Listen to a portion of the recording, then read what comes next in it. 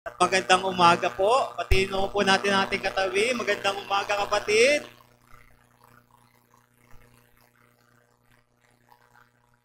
Makikibukas po ng ating hila.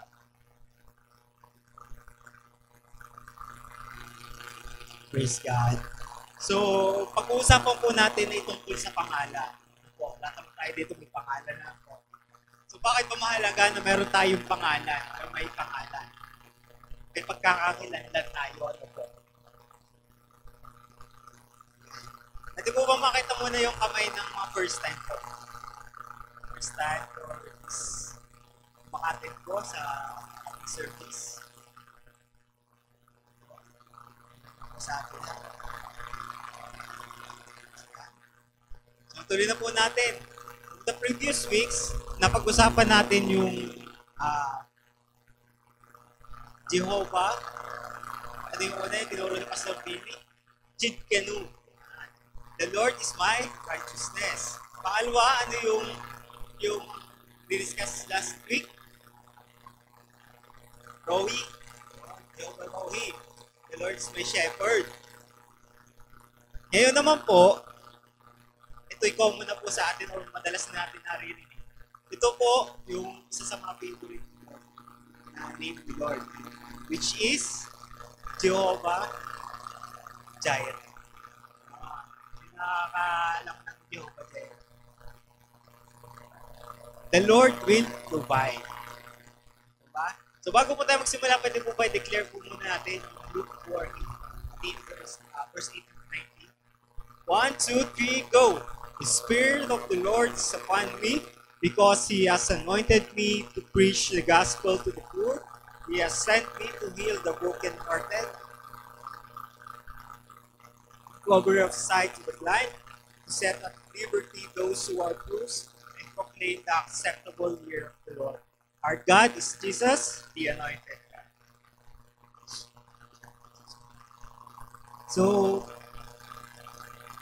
declare din natin yung ating 10 declarations. 1, 2, 3. I am a blessing. I am anointed. I am a deliverer. I am a good follower. I don't destroy, I build. I'm not seasonal. I appreciate everyone and everything. I am part of something big. And I have partnership with Christ. And I am not extreme.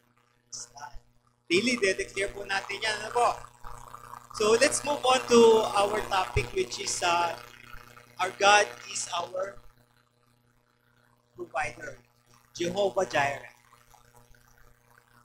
So, ang ating pong key verse for this morning, ganda niyo po itong picture, makikita po natin to sa Philippians 4 verse 19. And my God will meet all your needs. Sino may gusto na? Amen. According to the richness of His glory in Christ Jesus. Gaano ba kayaman si Jesus? Sobrang yaman. So, ibig sabihin, yung ating palang mga pangangailangan, kayang-kaya niyang ibigay. 100% sure. Sino po naniniwala doon? Pwede ko po makitang kamay. Naniniwala doon? Yes, praise God. Ngayon, hayaan niyo po ako magkwento. Ito po ay makikita yung kwento ko sa Luke chapter 5, verse 1 to 7. Himayin natin. Luke 5, verse 1 to 2. Pwede bang basahin natin? One day, as Jesus was preaching on the shore of Sea Galilee, the great crowds pressed in on Him to listen the word of God. He noticed 2 empty boats that the water's edge for fishermen had left them and were washing their nets. So, ano bang nakikita natin dito sa scenario ito sa unang dalawang verse natin?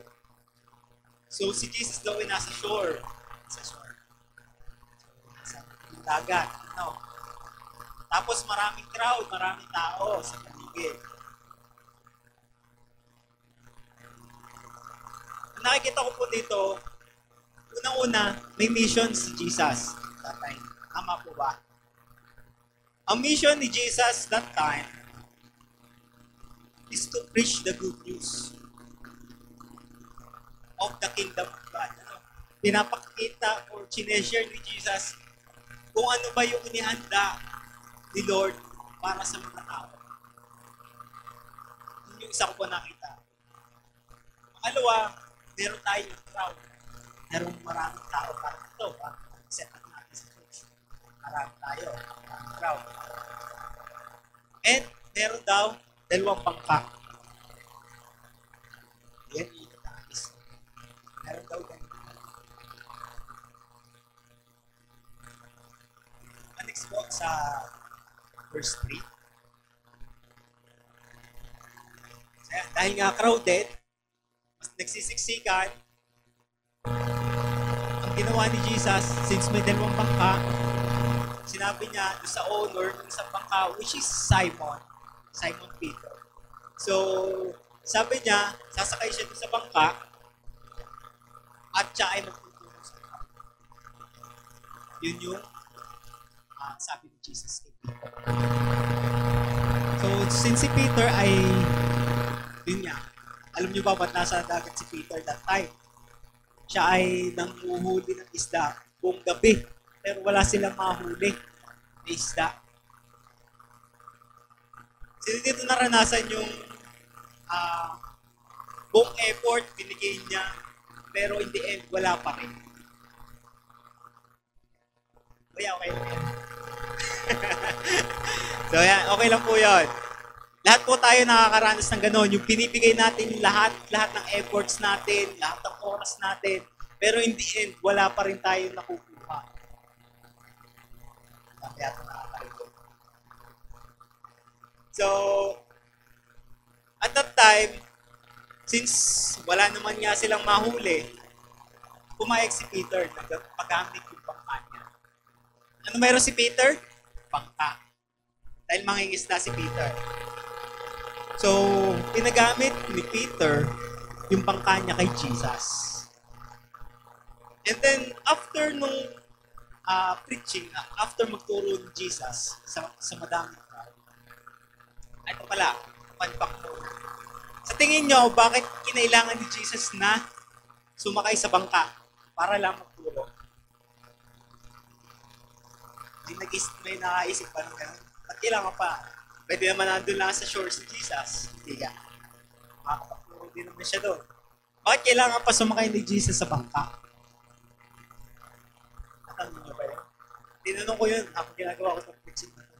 Bakit pa kailangan ni Jesus? Si Jesus yun eh, biga.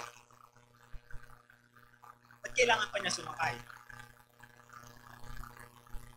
So, meron akong 2 points. Una, para merong crowd control. Siyempre, may dagat. Hindi siya malalapit ng mga crowd. Hindi siya masisiksik, hindi siya matutulak. So, hindi siya madidisturb habang siya ituturo. And visibility din sa mga crowd. So, nakikita niya bawat sulok. Nakikita niya yung mga nakikinig sa kanya. Nakikita din niya yung mga natutulog, Wala natutulog. So, yun yung ginawa ni Jesus. Sumakay siya ng bangka para makita niya yung crowd and para meron siyang crowd control. Meron pang isa. Alam nyo ba na yung voice or yung sound wave, medyo physics to, So yung sound wave, magre-reflect yung sound wave doon sa tubig and then magdi-disperse yun doon sa crowd. So nagkakameron ng natural amplification ng voice during that time. Hindi mo na kailangan ng PA system o public address system para lamang marinig ka doon sa likod. So ginamit niya yung natural resources to amplify his voice para marinig ng crowd yung kanyang tinuturo. Kita nyo kung gaano kagaling si Jesus? Diba? Ay ako'y nagtaka talaga kung bakit kailangan pa ni Jesus sumayin. Yung pala, para marinig ng bawat crowd yung message niya. Kasi ayaw naman niya na masasayang lang yung kanyang effort para ma-reach out yung crowd. So, He will do whatever it takes para mawin yung crowd. Sana all, ano. Kita niyo yung puso ni Jesus? He will do whatever it takes para lamang mawin. Para yung mga lalaki, pag nanliligaw, we will do everything para lamang masagot kami ng aming nililigawan. Tapos pag sinagot, after 2 weeks, 1 month, nasaan na? Uy.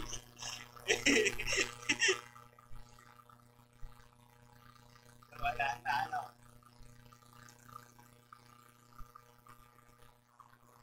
So, ito yung heart ni Jesus. Gusto niya mawin yung crowd. Gusto niya mawin bawat isa. So, nagpupunta siya sa iba't ibang bayan para lamang i-preach yung good news, yung mabuting balita.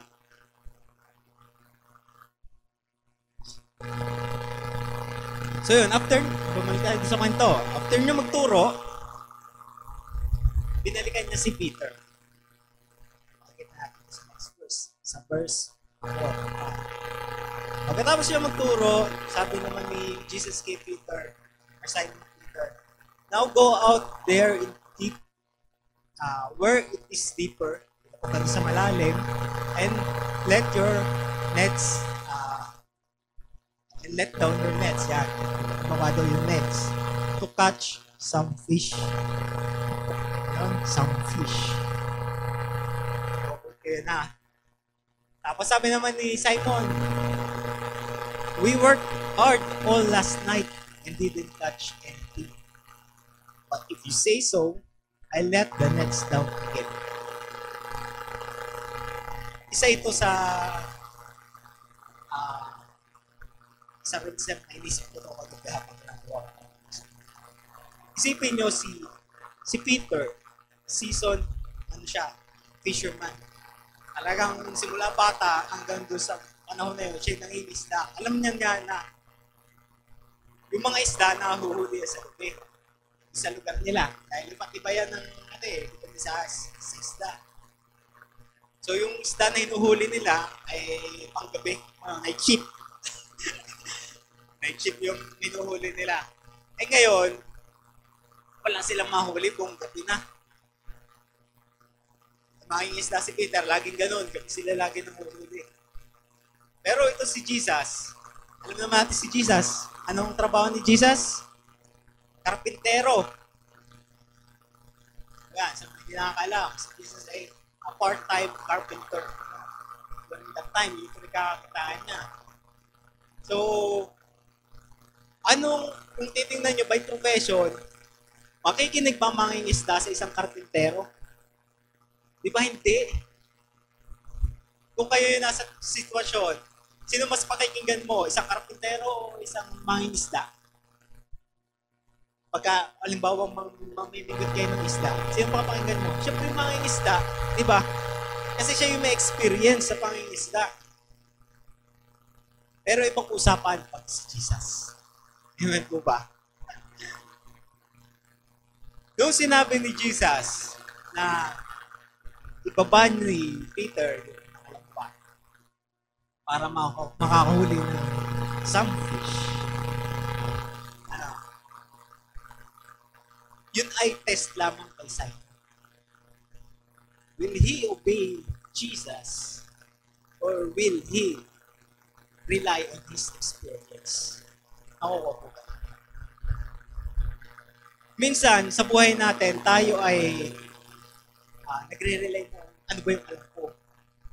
Ito yung dapat mong gawin. Ito yung tinuro sa school.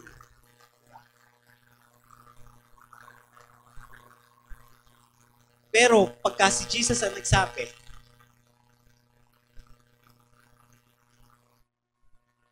we have to obey. Bakit? Kasi nandun yung blessing.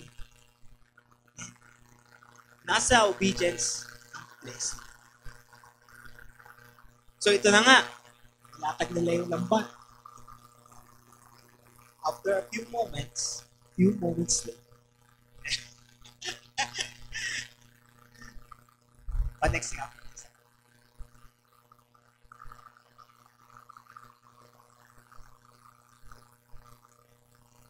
And this time, their nets were so full of fish and they began to fear. So halos mapunit na yung net. Isipin yung buong gabi, nagtrabaho ka, isda ka, napuyat ka na, wala ka pa rin nahuli. Pero ito sinabi lang ni Jesus, baba mo yung lambat mo. In a few moments, napuno na yung lambat. At halos mapunit na yung net. Kasi sinabi pa doon ni Jesus, di ba, nung pinuto kanina, some fish. Yun lang pala ang some sa kanya. Ano? Yung halos dalawang bangka na, yung napuno, na halos lumubog na. Yun yung tinatawag ni Jesus na some fish. Praise God. Pwede po malakpakan natin si Lord.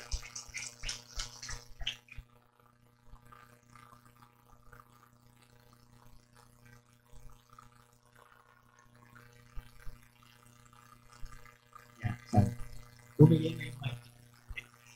So, yung palang some kay Jesus, dalawang bangka lang. Dalawang bangka lang naman yung some fish sa kanya. Kita niyo yung gaano kayaman ni Lord.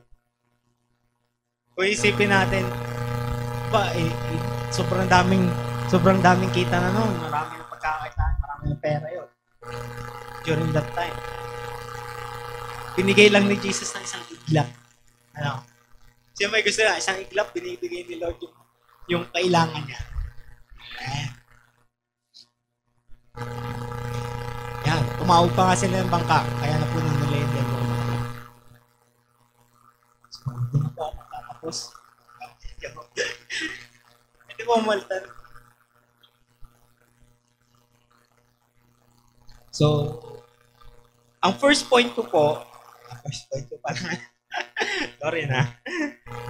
First point ko is, God provides beyond our expectation.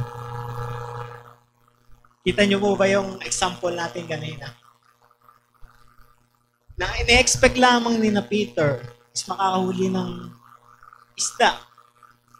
Hindi nila na-imagine na kaya nilang punuin yung isang bangka at magdadagdag pa sila ng isang bangka sa sobrang dami ng isda na hinuli. Minsan, tayo na mismo yung bibigyan ng limit kung anong kaya ibigay ni Lord sa atin. Tayo na mismo yung nag-decide na ito lang yung kaya ni Lord na ibigay sa atin. My message is, let's think out of the box. Hindi nalilimitahan yung power ni Jesus.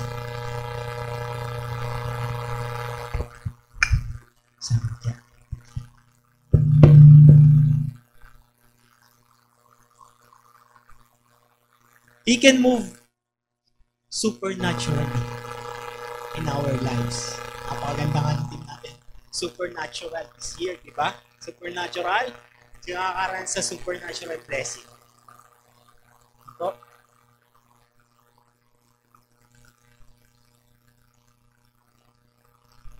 So, isa sa testimony ko before, nung ako'y bagong graduate,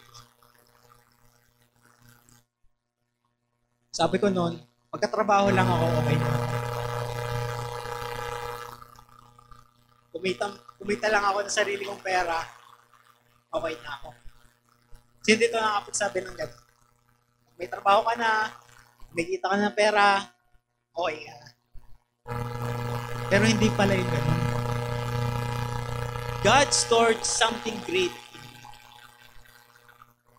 Malaki ang plano ng Lord sa iyo. Malaki ang tiwala ni Lord sa iyo.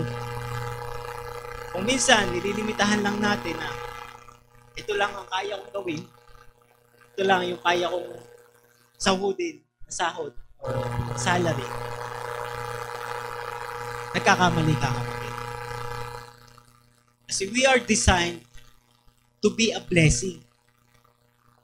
Paano ka dadaluyan ng blessing kung kakaunti yung natatanggap?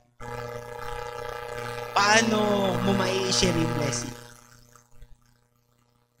So, kahit yan ay maliit malaki, i-share natin yung blessing natin. Kasi, yun yung nature. Yun yung cash flow. Tawagin na.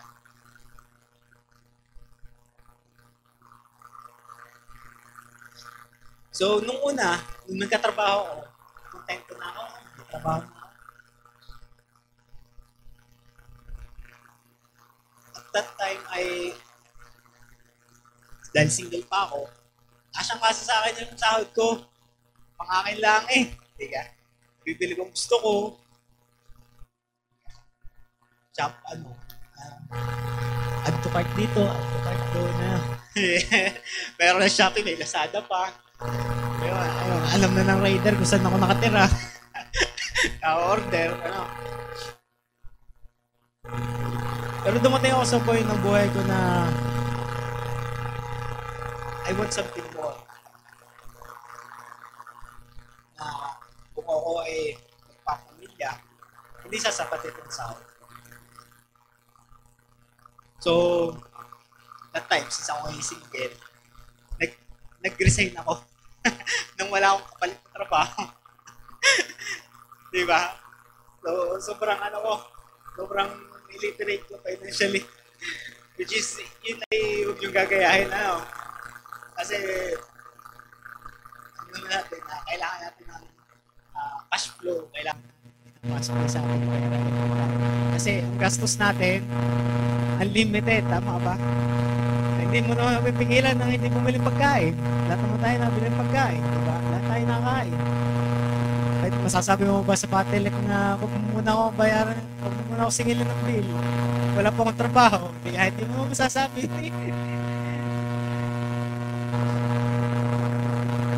So at that time, nag-resign po ako. Sinabi ko sa sarili ko na hindi ito yung value ko, I have a greater value. So, nag-apply ako dyan, sa tabi-tabi, madami din nag-reject sa akin. Part yan ng trabaho. May tumawag sa akin. Interview ako, job offer ako. Tinanggihan ko. Ang baba kasi hindi yun yung expectation ko. Mababa. Konti lang yung minove ko from my previous salary. Lord, hindi ito yung para sa akin kasi alam ko, mas sigit pa dito yung bibili sa akin. At that time, si Jen ay girlfriend ko na. Galit sa akin, pag ko daw tinanggihan. Nag-apply din ako doon sa company nila, tinanggihan ko din. Pihi ka na, Juicy. Pero yung pala, dadalhin ako ni Lord dun sa isang trabaho na dodoblihin niya yung previous income. Dinoble niya, tinapatan niya. Dahil nagtiwala ako sa kanya. Sabi ko, nung mga previous interview ko, Lord, hindi ito yung para sa akin. Alam ko, much greater yung para sa akin. Ayun niya. Hindi naman instant yun. Siyempre, dumating din yung mga 3 months yata na paghahanap. And na-hire ako.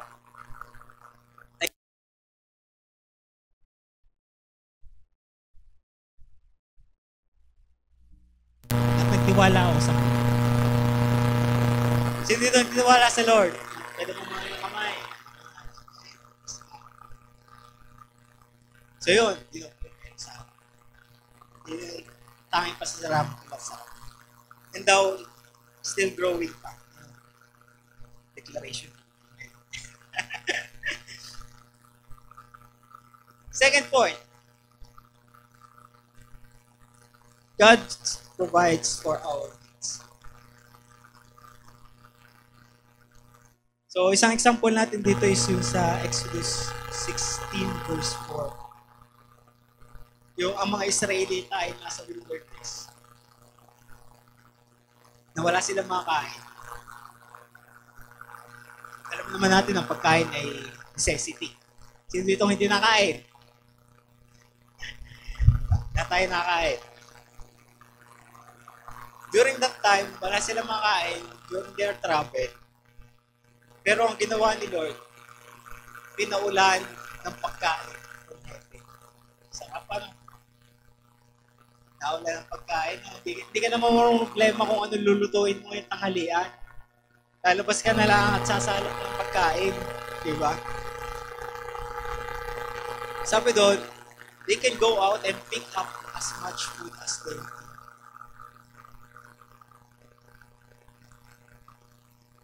Kung anong kailangan, kuha lang ng kuha. Tinetest din ni Lord kung susundin ba yung instructions niya. Dahil yung iba, nagpasaway. Sundin ang pasaway. Yung iba, nagtago ng pagkain. Tinago. Para bukas to. Nagtatapit na. Ngayon, kinabukasan, nasira yung pagkain. Hindi naman namin. Binibigay ni Lord kung anong kailangan natin at the moment. Hindi niya binibigay yung kailangan mo 10 years from now. Binibigay ni Lord is yung anong kailangan mo this time. Kailangan mo makatapos sa pag-aaral, kailangan mo makapasa sa exam, kailangan mo ng trabaho, kailangan mo ng partner, yun. Kailangan niya ba o gusto lang? So may proper time tayo dyan, So tinetest tayo ni Lord every time. Tinetest tayo for obedience.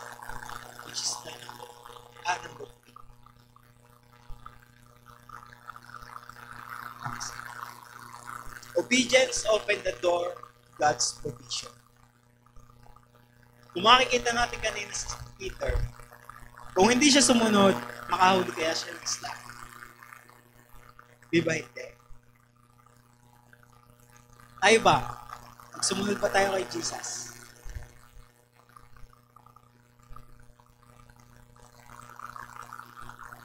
Matatanggap ko ba yung pangangailangan? Diba? Same thing sa atin. Si Peter nga, blinas niya. Tayo pa kaya. Anak din tayo.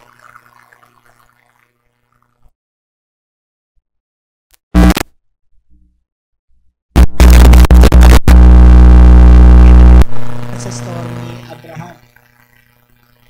Sa Genesis 22, verse 13. Ito yung mga panahon na hiningan ng offering si Abraham. At ang hiningin ni Lord is yung anak niya. Yung nag-iisa ng anak. Lord, matagal ko itong tinalangin. Maraming luha ang iniiyak ko dito. Tapos kukunin mo lamang. But still, si Abraham, sinunod niya. Maaaring tayo, may hinihingi sa atin si Lord. Hindi pa natin binibigay. Huli.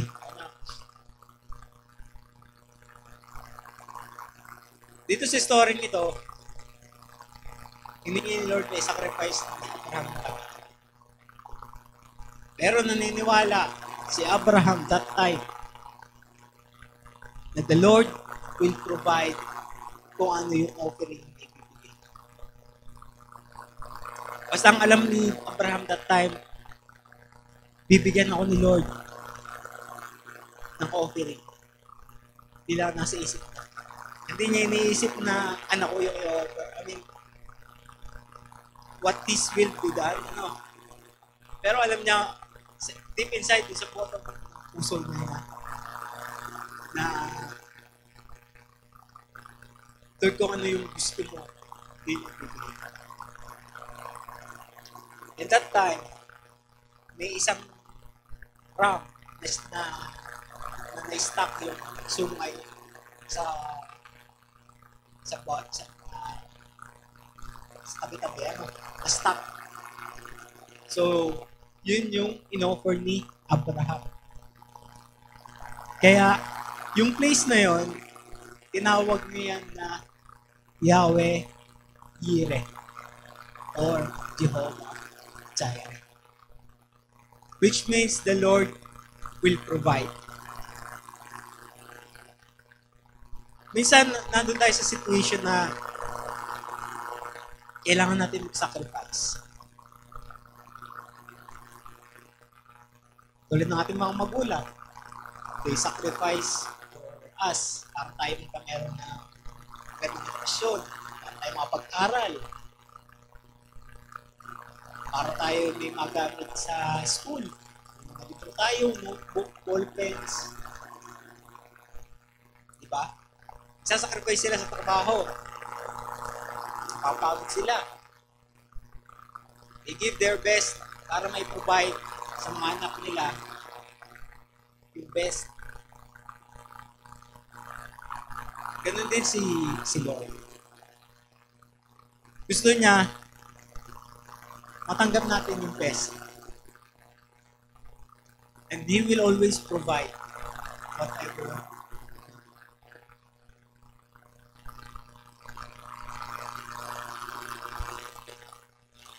Ngayon, aanyayahan ko kayo tumayo. Yung mga nagtitiwala sa Lord.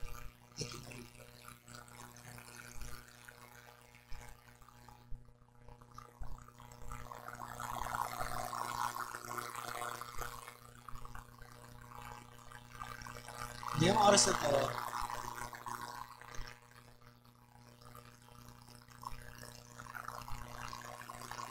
lumapit ka kay Jesus.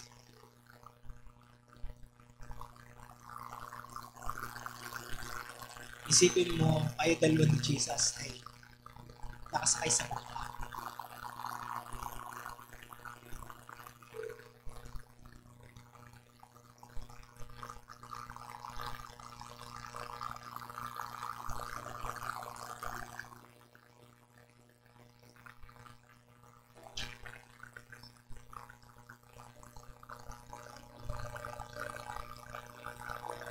At that time, alam ng Jesus yung pangangailangan.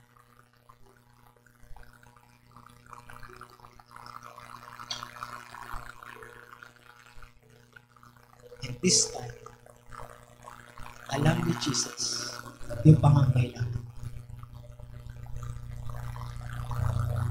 Kahit hindi mo sabihin sa kanya, kita niya yung puso mo. Wala tayong mahihilihin sa kanya.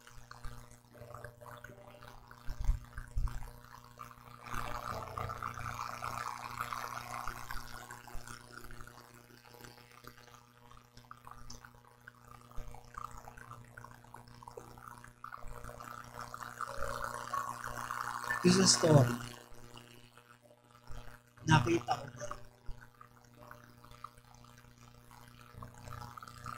mas priority ni Jesus yung pag-preach, yung pagtuturo, yung pag-reach out sa crowd. Kasi kung titignan natin yung sequence, pwede namang hulihin mo ni Jesus. Sila Peter, bago siya mag-preach. Pero kita mo yung priority ni Jesus. Mas prioritize niya ang pag-ibig.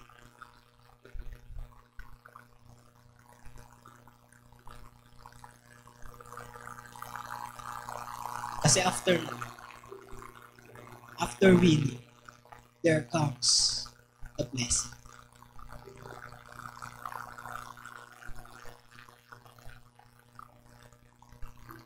Maaaring kaya feeling natin ang ganit-ganit. Bakit doon? Nag-pray naman ko, napakas naman ko. Bakit hindi pa rin dumarating yung pinapanalangin ko?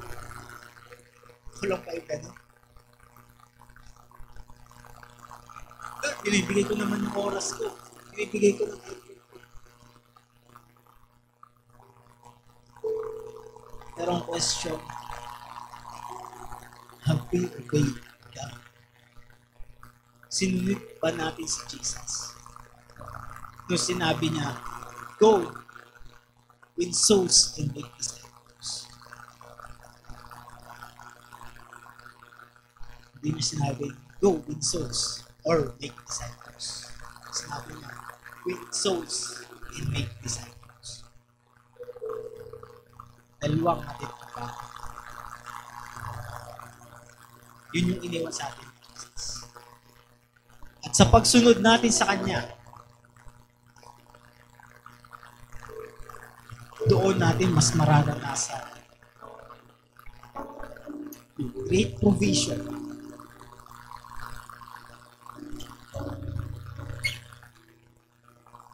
Pati kung hindi mo naiisipin kung saan mo kukunin ang pagbayad ng tuition, kung ano pa yung pagkakakitaan mo, the Lord will make way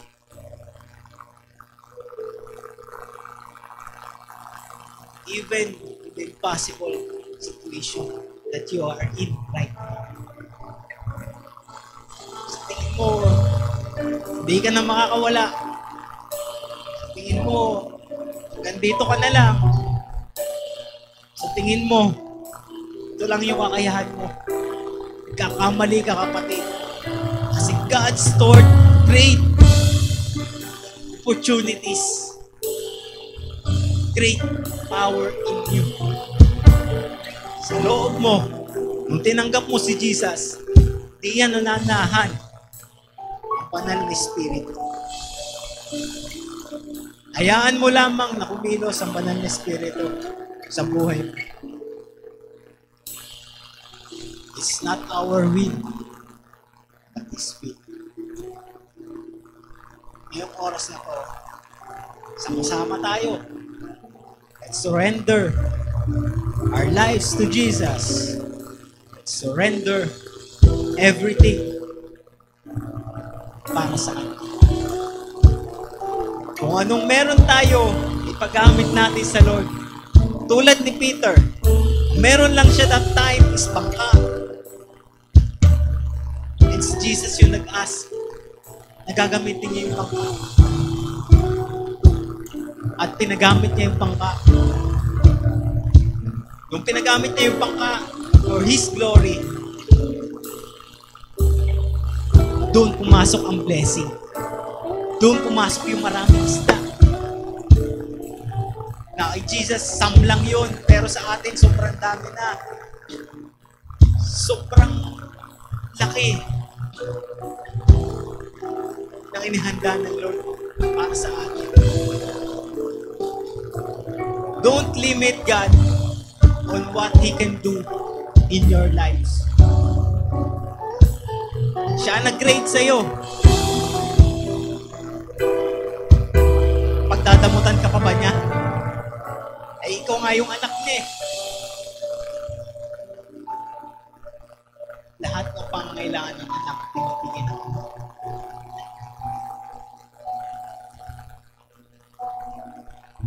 He will do everything para sa atin. Let's have a simple prayer this morning. We guide you in this prayer. Heavenly Father, we thank you, Lord God, for the opportunity na makapaglingkod kami sa iyo. Thank you, Lord God, for the opportunity na mas makilala ka namin. Thank you, Lord God, for the opportunity for this relationship na meron kami sa iyo. Ito, Panginoon, yung pinaka-best gift na natanggap namin. Yung makasama ka namin, Panginoon Jesus. Yung mapapurihan ka namin, Panginoon Jesus.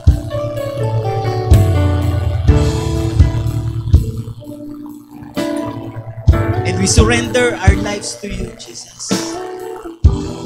Kung ano meron kami, gamitin mo, Panginoon. Sa mga talents na mayroon kami,